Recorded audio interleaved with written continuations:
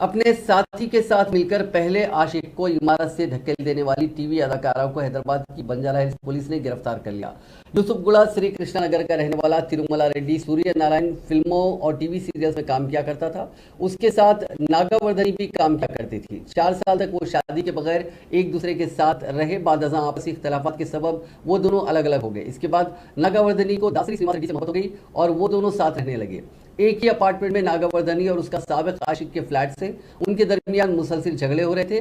2 रोज कबल भी झगड़ा हुआ और पहले आशिक ने लड़की से दूसरे आशिक को छोड़कर उसके साथ रहने को कहा। इस मसले पर उनमें झगड़ा हुआ, जिसके बाद नागावर्धनी और उसके दूसरे आशिक श्रीनिवास रेड्डी ने मिलकर सूर्य नारायण रेड्डी को मंसूबाबंद तरीके से दूसरी मंजिल से ढकेल दिया। ऐसा इल्जाम लगाया गया, जिसकी वजह से वो शदीद जख्मी हो गया और इस वक्त अस्पताल में जेरे इलाज है। इस मामले में पुलिस ने लड़की और उसके दूसरे आशिक के खिलाफ केस दर्ज करके उन दोनों को गिरफ्तार कर लिया।